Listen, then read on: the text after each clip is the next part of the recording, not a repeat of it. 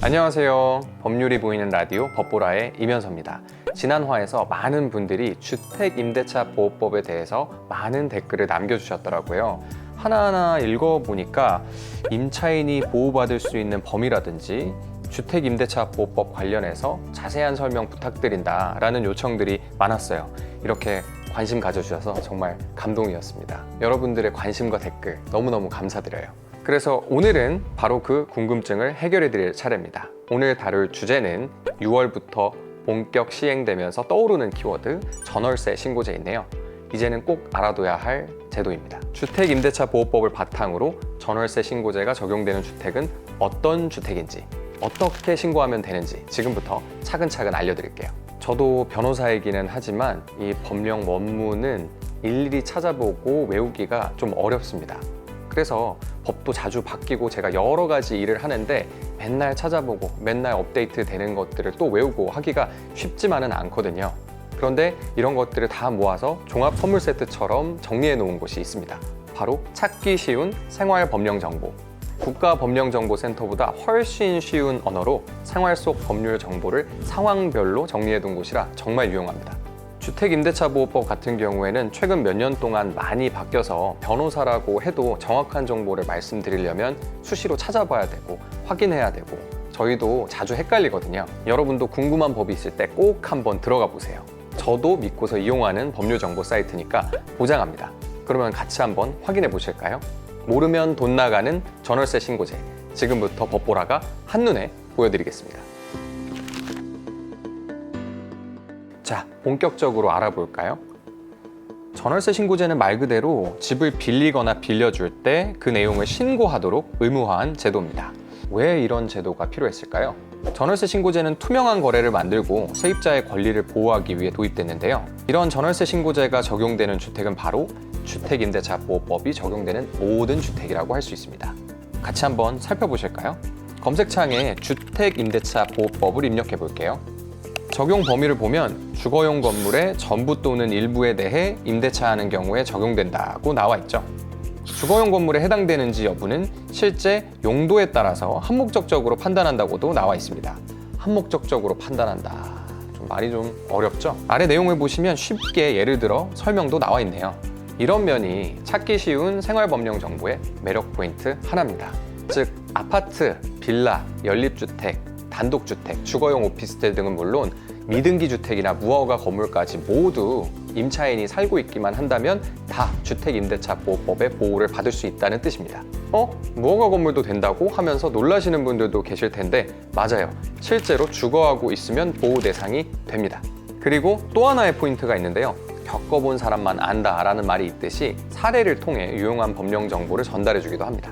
아래 A씨의 사례를 한번 볼까요? 아직 등기가 되지 않은 다세대 주택의 한 주택을 임차했는데 주택임대차보호법의 보호를 받을 수 있을지라는 질문이 나와 있습니다.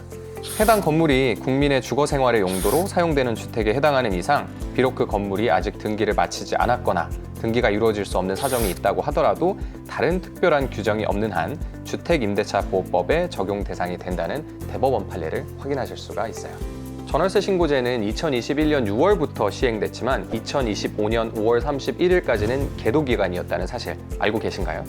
즉, 2025년 6월 1일부터 전월세 신고제가 본격 시행됩니다.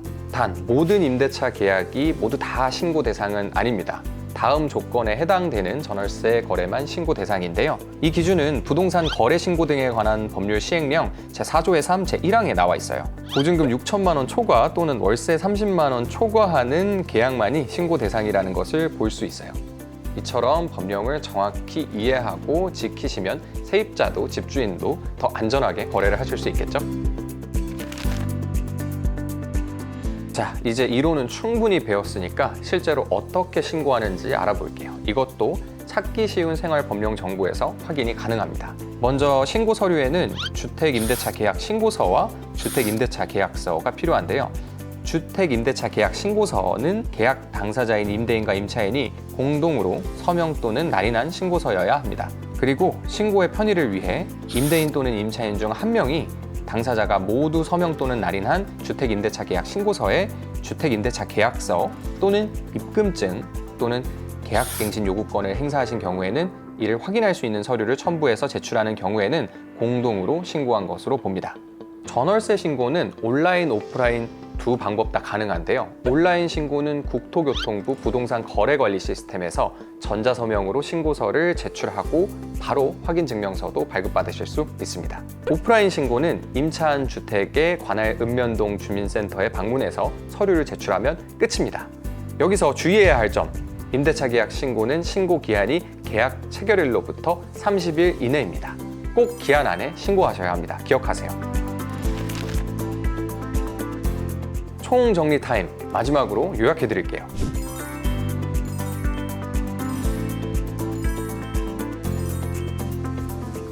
큰 돈이 오가는 전월세 계약, 신고로 내 권리도 지키고 과태료도 피하세요. 찾기 쉬운 생활법령 정보는 변호사인 저도 자주 쓰고 정말 쉽게 재밌게 이용하고 있는 서비스입니다. 여러분도 어렵게 생각하지 마시고 찾기 쉬운 생활법령 정보 들어가시면 정말 누가 이렇게 잘 정리했나 싶을 정도로 아주 간편하게 쉽게 정리가 되어 있습니다.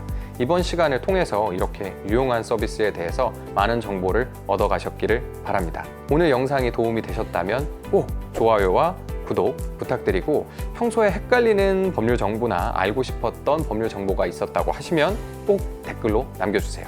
그럼 우리는 다음 영상에서 더 유용한 정보를 가지고 돌아오겠습니다. 다음번에 다시 만나겠습니다. 법보라였습니다.